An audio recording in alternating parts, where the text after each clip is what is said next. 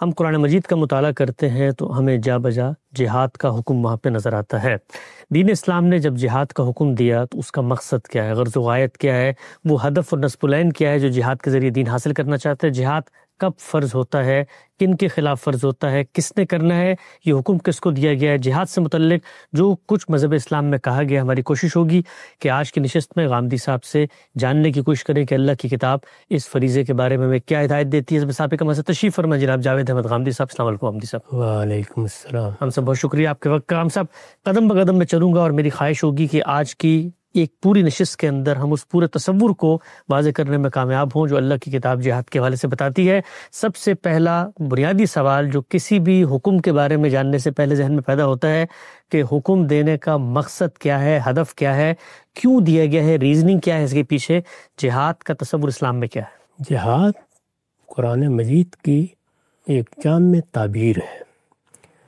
اللہ کی راہ میں جو جد و جہد بھی کی جائے گی، وہ جان سے کی جائے، مال سے کی جائے، اس کو جہاد ہی کہا جاتا ہے۔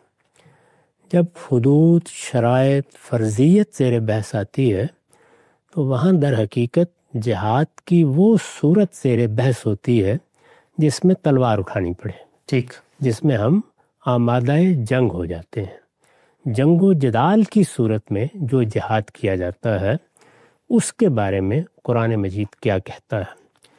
قرآن مجید نے جب یہ حکم دیا ہے یا اس کی ہدایت کی ہے تو یہ بتایا ہے کہ کیا چیز پیش نظر ہے۔ چنانچہ یہ دیکھیے کہ جب سورہ حج میں پہلی مرتبہ مسلمانوں کو اس کا اذن دیا گیا تو یہ فرمایا گیا کہ ان لوگوں پر ظلم ہوا ہے۔ اللہ نے ان کو اب اجازت دے دی ہے کہ اگر ان کے خلاف کوئی اقدام ہوتا ہے تو یہ بھی تلوار اٹھا سکتے ہیں، اس لیے کہ بِأَنَّهُمْ ظُلِمُوا، اور ان کو ان کے گھروں سے نکالا گیا ہے، یہ مظلوم ہے، تو یہاں ظلم کا لفظ استعمال کیا۔ اسی طریقے سے ایک اور مقام پر جب یہ زیر بحث آیا تو وہاں پر اس کی غایت بیان کی، یعنی وہ کیا چیز ہے جس کو حاصل کرنے کے لیے تم قتال کرو گے، تو فرمایا کہ حتیٰ لا تکون فتنہ۔ اس وقت جو مذہبی جبر کی صورت پیدا ہوئی ہے اور اس میں لوگوں پر ظلم کیا جا رہا ہے، یعنی وہ کوئی مذہب اختیار کرنا چاہتے ہیں یا اپنے پہلے مذہب کو تبدیل کر کے کسی نئی ہدایت کو قبول کرنا چاہتے ہیں تو انہیں اس کی اجازت نہیں دی جاتی۔ اس میں خاص طور پر زیر دست لوگ نشانہ بن رہے تھے۔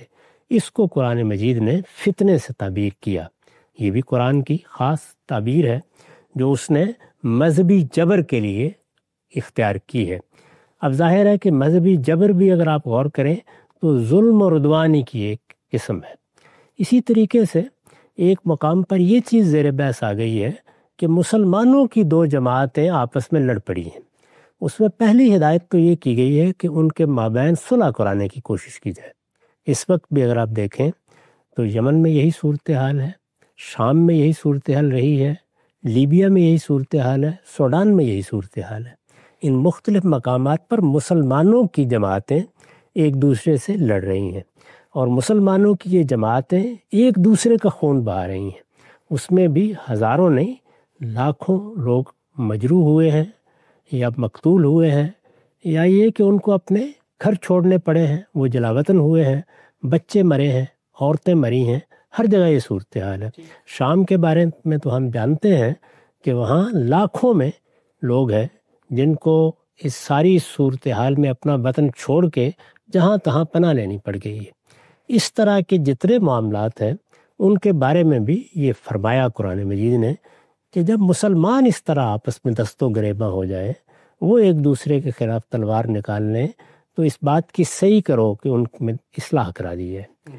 اگر وہ اصلاح کرنے کے بعد یا کسی بات کے بارے میں کچھ طے کرنے کے بعد پھر اقدام کرتے ہیں تو یہ دیکھا جائے کہ کس نے اقدام کیا ہے۔ جس نے اقدام کیا ہے اصلاح کے بعد پھر وہی ظالم ہے، چنانچہ اس کی اس سرکشی کے لیے مسلمان تلوار اٹھانے کا حق رکھتے ہیں۔ یہ ساری باتیں کہنے سے بہت پہلے صحابہ کرام کو خطاب کر کے یہ کہا گیا تھا کہ ابھی یہ وقت نہیں آیا کہ تم تلوار اٹھاؤ۔ چنانچہ اس کا حوالہ دیا ہے قرآن نے کہ ایک وقت تھا کہ ہم تم سے یہ کہہ رہے تھے کہ کفو ایدیکم من القتال، قتال سے، جہاد سے، تلوار اٹھانے سے ابھی اجتناب کرو، اپنے ہاتھ روک کر رکھو۔ اس کے شرائط و حدود ابھی پورے نہیں ہوئے، جب وہ پورے ہو گئے تو پھر اذن کا لفظ استعمال کیا، اب تمہیں اجازت دی جاتی ہے۔ اور میں نے اس کا حوالہ دیتے ہوئے آپ کی خدمت میں عرض کیا کہ وہاں پر اس کی علت بھی بتا دی گئی، یعنی کیوں یہ کہا جا رہا ہے، کیوں اجازت دی جا رہی ہے۔ فرمایا اس لیے کہ تم پر ظلم ہوا ہے۔ ان تمام آیات کا استقصاء کرنے کے بعد ہم اس نتیجے پر پہنچتے ہیں کہ جہاد و قتال کی علت یا وہ کیا چیز ہے جو اس کا باعث بن سکتی ہے، وہ اسلامی قانون میں یا اسلامی شریعت میں صرف ظلم و عدوان ہے۔ ٹھیک، اس کے علاوہ بھی ایک صورت زیر بحث آئی ہے، لیکن اس کا تعلق شریعت سے نہیں ہے، اس کا تعلق اللہ تعالیٰ کے قانون اتمام حجت سے۔ صحیح، وہ معاملہ اللہ کے رسولوں کے ساتھ خاص ہے، اس وجہ سے اس کو ہم زیر بحث نہیں لا رہے۔ ہمارے لیے جو اللہ کی شریعت ہے، اللہ کا قانون ہے جس کے ہم پابند ہیں، اس میں جہاد و قتال ایک بڑا حکم ہے، وہ ہماری شریعت کا حکم ہے، وہ حکم ہمیشہ کے لیے ہے۔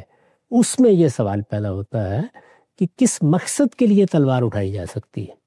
مقصد دنیا میں بہت سے رہے ہیں، لوگوں نے اپنی شان قائم کرنے کے لیے تلوار اٹھائی ہے، فاتح عالم بننے کے لیے تلوار اٹھائی ہے، مختلف ملکوں کو فتح کر کے انہیں اپنی سلطنت کا حصہ بنانے کے لیے تلوار اٹھائی ہے، اپنے تفوق اور اپنی برتری کی نمائش کے لیے تلوار اٹھائی ہے، اموال حاصل کرنے کے لیے تلوار اٹھائی ہے، دوسری قوموں کے پاس جو ذرائع و وسائل ہیں ان پر قبضہ کرنے کے لیے تلوار اٹھائی ہے۔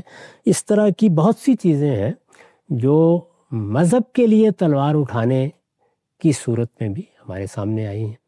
قرآن مجید نے یہ بتا دیا کہ نہیں، دین میں، اللہ کی شریعت میں، اللہ کی ہدایت کے مطابق یہ صرف ظلم و عدوان ہے جو اس کا باعث بنے گا۔ ٹھیک، یہ بات قرآن مجید سے واضح ہو جاتی ہے۔ میں نے اس کو اپنی کتاب میزان میں بڑی تفصیل کے ساتھ بیان کیا ہے۔ ظلم و عدوان کے خلاف جہاد کا یہ حکم شریعت کا حکم ہے، ابدی حکم ہے۔ یہ جب دیا گیا اس وقت سے لے کر قیامت تک مسلمانوں کے لیے واجب الاطاعت ہے۔ یعنی ہم مسلمانوں کو یہ ہدایت کی گئی ہے کہ اگر دنیا میں کہیں بھی ظلم و عدوان کا ارتکاب ہوتا ہے، وہ میرے کسی بھائی پر ہو تو ظاہر ہے کہ اور ذمہ داری آ جاتی ہے، لیکن یہ کہ کہیں بھی ہوتا ہے اور ہم اس میں ظالم کا ہاتھ پکڑ سکتے ہیں تو ہمیں ہاتھ پکڑنے کی کوشش کرنی چاہیے۔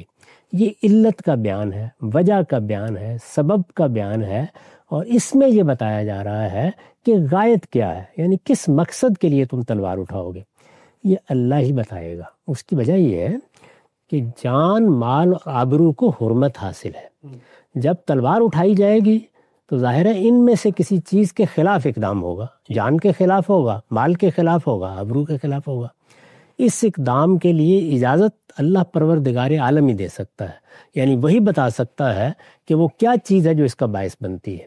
اس پر ہم اس سے پہلے بھی گفتگو کر چکے ہیں کہ اللہ تعالیٰ نے انسانی جان کی حرمت صرف دو صورتوں میں اٹھائی ہے۔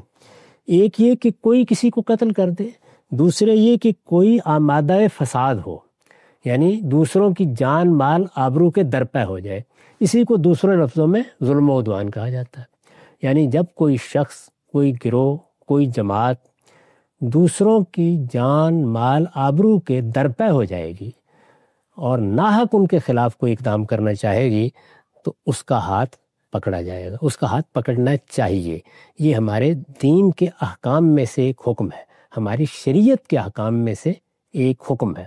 اس کے بعد ظاہر ہے کہ یہ سوال پیدا ہوتا ہے کہ ظلم اور عدوان کی کیا کیا صورتیں دنیا میں ہو سکتی ہیں۔ بالکل، ان پہ ہم الگ سے گفتگو کر سکتے ہیں، لیکن ایک اصول کی بات جو میں نے آپ کی خدمت میں عرض کی کہ جہاد کی غایت، جہاد کس مقصد کے لیے ہوگا، ہم تلوار کب اٹھا سکتے ہیں، وہ مقصد، وہ غایت، وہ علت ایک ہی ہے، اور وہ ہے ظلم و عدوان کا ارتکاب۔